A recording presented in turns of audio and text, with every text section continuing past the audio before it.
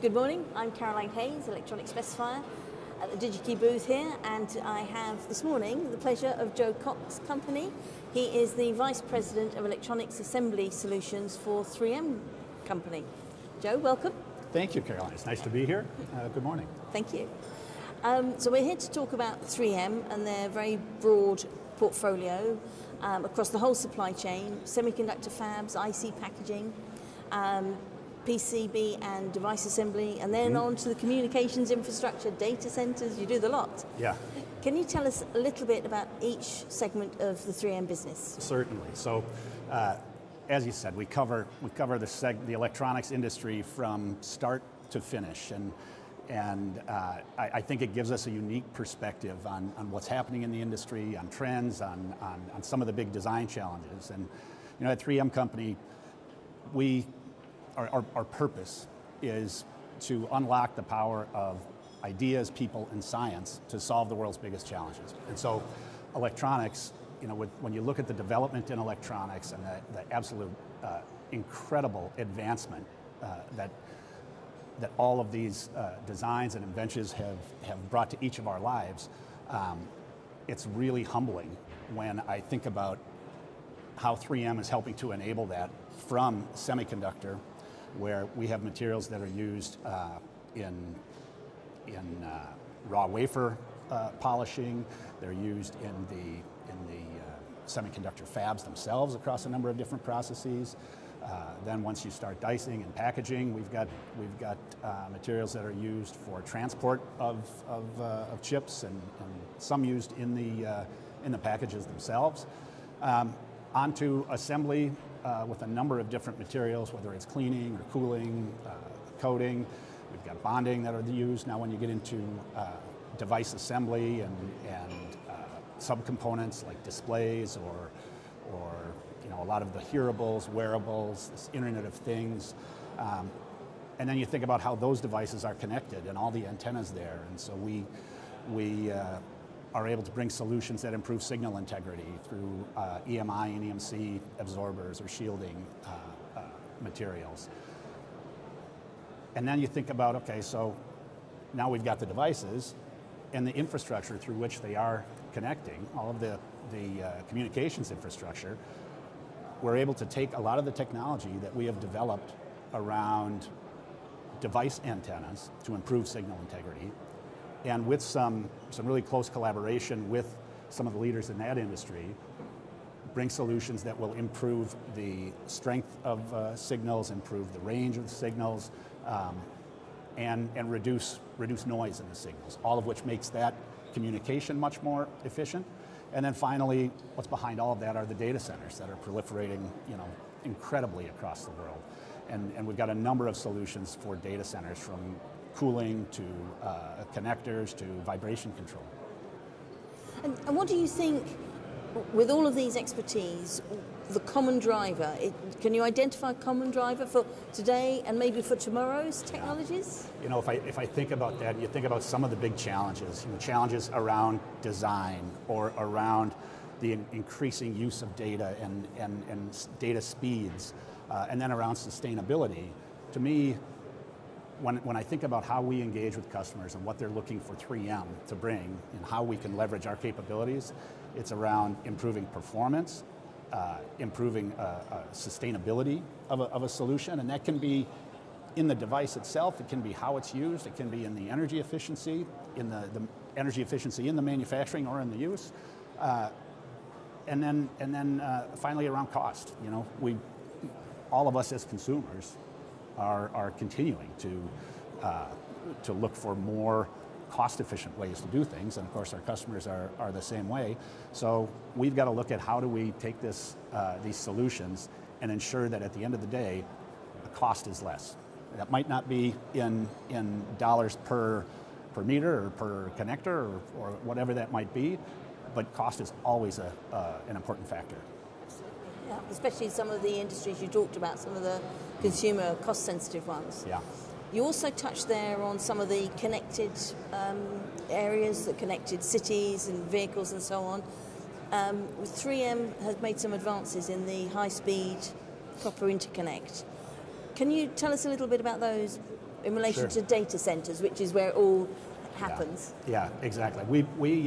Our twin-ax series of connectors are really starting to take off now when you look at speeds, at communication speeds and the data rates.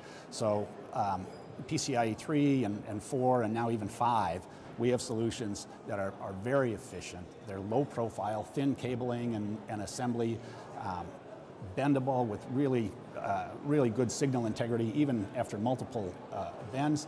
And what that does for a design engineer is enables them to design, whether it's the inside the box of the server itself or outside. It just gives more flexibility without sacrificing performance. So you can maintain your signal integrity, you can increase your data speeds, and you can do that while ensuring you're keeping those servers cool.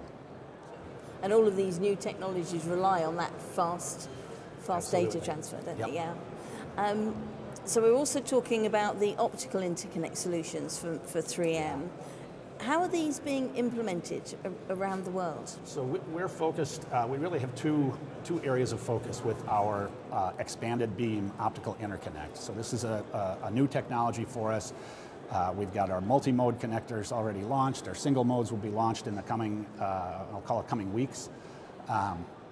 And these are being used to enable a very fast and efficient connection point. You know, when you think about connecting fiber optic cables, right now with a lot of the technology that's out there, they've got to be so perfectly aligned that it takes time, and any little bit of dust or any kind of contamination can reduce the signal strength. And when you're talking about going from 800 gigs per second and beyond, that's a sacrifice nobody wants to make. So with our EBO connectors, we're actually expanding that beam. We turn it through these ferrules. They're repeatably connectable and disconnected with really good insertion loss and return loss figures. That actually speeds installation timing and reduces cost of installation while offering as good or better performance. So again, we're focused on hyperscale data centers, and also outside of that into a lot of the industrial applications where they've got fiber optic connectors today. Right. Okay, and presumably that market's going to keep growing and growing, isn't it? Absolutely, yeah, that's a really exciting area for us. So you touched there on some of your interconnect solutions, and you've also spoken in your introduction about the connected world. How is 3M Interconnect helping with the connected world? Yeah, it's a good question and a great area for us. You know, you think about even just the past few years here, as we've all lived through COVID, there was already a really strong trend of automation, and you know, you look at how difficult it is in a lot of places to get labor, and how manufacturers have transitioned that to automated assembly or automated production. We have connectors for machine vision, for sensors, for a number of different electronic and industrial automation needs that are, again, you look at that and it's around performance and it's around speed of use and ease. So we're seeing them adopted as more cameras work their way into some of the robotics and the servo motors, those connectors. So we've got a really broad range that, again, are rooted in performance and reducing overall cost. Another part of 3M's business is the materials, so tapes, adhesives, conductive materials, those kind of things. How are they deployed in the connected world? So we have a really strong and broad business around bonding, and a lot of that is in devices. So again, it might be a subcomponent, it might be a finished device, and that really speaks to issues around design. You know, as engineers look at how they want a device to look, how they want it to operate,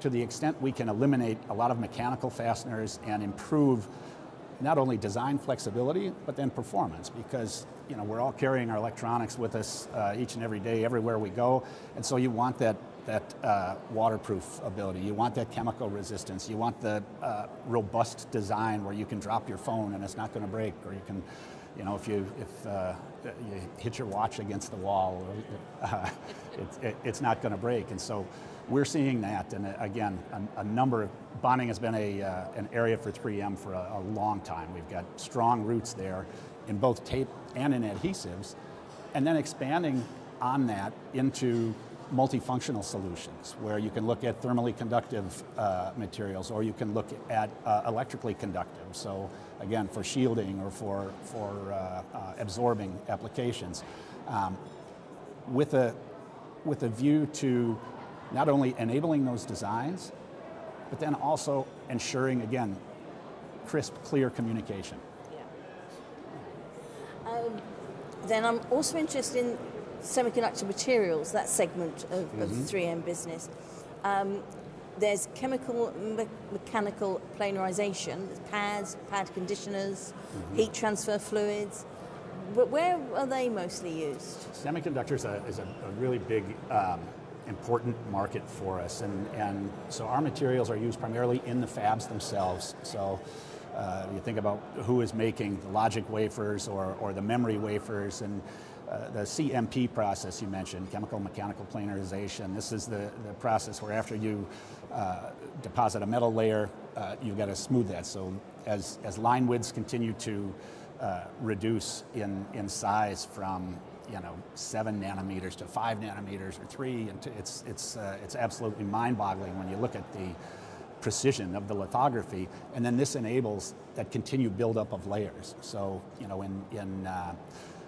a lot of the memory wafers, the number of layers in a stack is absolutely staggering, and so you need to have really consistent thickness across the wafer within a die, and we're selling consumables into that process, both the pad and the conditioner, that not only drive that performance, and their performance is a given. They will not sacrifice the planarity of that wafer, and so the challenge is how do you enable more flexibility? How do you enable that tailored to a specific layer? And how do you do it in a manner that reduces cost by maybe extending the life of the pad so that you have fewer needs to stop the process and do maintenance, change out the pad and the conditioner. And so that increases uptime and that reduces costs as well. Yeah, good. And so on from semiconductors, you've got the, once you've got the wafers, you've got the carriers and the cover tape for the packaging of these. Yeah, so this is exactly. It's just the next step in the process. We have polycarbonate, we call it carrier tape, little pocketed tape, and miles of tape, and a cover tape that allows the packaging houses then, once they finish making the die and they dice that up, they put them into the carrier tape, and then that will go out to the assembly houses and use, they pull the die there from the pick and place machines to put from the tape onto the board, and so it seems, it can be overlooked. The importance of that can be overlooked, but the dimensional stability of those pockets, and then the traceability of that. So we're working on adding tiny little 2D codes and labels to the carrier tape itself that just increases the traceability, and for us, you look at electronics quality and semiconductor quality, and it's around consistency, control, and traceability, and so that's an important element of that. And a business we've been in a long time, that continues to require advances in capability and technology as wafer level chip scale packaging gets smaller and smaller. You look at some of these and it looks like somebody spilled a pepper jar or something, Yeah. And so you've just got to keep agile and keep moving with those industry trends. Exactly. Yeah. Yep. Okay. So the connected world we've already talked about for connectivity, but there's the communications infrastructure, of course, data centers we've touched on. What is 3M doing with 5G antenna performance? We have a couple of commercial solutions and then a number of NPI programs in this space. So NPI is new product introduction. Yes, thank you. You know, if you look at how these antennas have deployed around the world, they're all over, and to the extent we can help improve that signal strength by, you know, we've got solutions that'll improve the signal strength on the antennas from 1 to 7 decibels, which is significant for these carriers. And one of the biggest issues, again, if you're on a tower, there's very few towers that have a single antenna or a single carrier. They're using that space, and all of the different components there are potential areas of interference, and they lead to something called passive intermodulation, or PIM. We have some solutions that can absorb that PIM and improve the strength, and they're fast, easy to apply, and proven. You know, we've got data that will prove performance, whether it's a rooftop antenna or a tower or beyond. Other areas we're looking at then is, if you think about 5G and the proliferation of 5G, the number of antennas and the data transfer speeds that we've all become accustomed to, and with larger files and this growth in data, those data transfer speeds will only continue. So there's going to be a proliferation of antennas. And yet we don't want to be walking through a building that's just exactly all antennas. So we're working on a high power transparent antenna. Really? That can be used for Wi-Fi signals, it can be used for 5G, and that is something that we'll likely commercialize here in the first quarter of next year. Oh really, as soon as that? Yeah. And when you say transparent, is literally transparent? Yep, visually transparent. Wow. Visually transparent. So we're working with antenna makers. We've got the technology and some of the substrates that they use, and we'll see. It's an exciting area. Yeah. Oh, there's one to look out for. Okay. Then when we were talking about cooling in data centers, because that's, with all of this processing and the performance going through, it's getting hot in there, isn't it? Yes, the heat in data centers is incredible, and you know, so much of the energy that goes into data centers, which are huge energy users, you know, that we all benefit from, but anything we can do to help make that more efficient is good. And so we've got a couple of different technologies there to help improve the energy use. One we're developing, again, we'll likely commercialize next year, is using some traditional methods, but again, leveraging some of the technology and the capability to reduce the amount of water that's used in typical evaporative cooling. Another one we're looking at is using dielectric fluids that we make and allowing servers to be completely immersed in these fluids. And the ability to take away the heat and use the power that's going into the data center then just for data processing is incredible. You're using minimal power for cooling because the fluid itself is doing that. You know, it's not interfering with any of the electronics, but it's taking the heat away. It's sometimes we're using one-phase, sometimes two-phase cooling, but incredibly efficient and a really interesting area that requires, again, this is a big challenge for the industry, and it's going to take new designs to make this work. Yeah, anything that makes them more efficient, energy efficient, Exactly. it's got to be good, isn't Yep. it? Yeah, because the use is only going to increase. So it's we only need going to increase, and keep it makes the chips run more efficiently as well. Yeah, great, thank you. And the clean agent for the clean agent fire suppression that I've heard about. Can you tell me about that? Yeah, so if you think about, again, from an electronic standpoint, whether it's in a fab, a semiconductor fab, or in a data center, there's a lot of high value assets there. And so you don't want to use water as an extinguishing agent if you don't have to. The structures themselves are protected with sprinkler systems, but to the extent you can use what's called a clean agent, where you don't have to use water to extinguish a fire or suppress a fire, you've saved a lot of money, and you've ensured a lot faster recovery from any kind of an incident. So we have it's called our Novec 1230 fire suppression fluid that has been used for a number of years around the world. It's environmentally sustainable, one of the lowest environmental impacts of any of the clean agents out there. It's very safe to use if you're using it in an occupied space, and very effective fire suppression agent. So it's not a liquid, it's a liquid, it's not a foam that you see in some of the electrical fires. It is a liquid, and as it's expelled, it becomes a gas. And so the gas itself then will pull the heat away from the fire and extinguish the fire. Okay.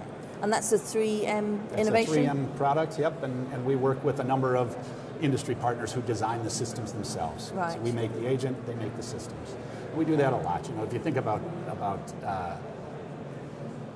how do we apply science to improve lives, a lot of it depends on collaboration with industry partners. It's absolutely necessary, whether we're talking about semiconductor or electronics device or fire suppression or data center cooling. Those collaborative partnerships are key for fast deployment of the technology, fast problem solving, and leveraging. There's a lot of really smart people out there, right?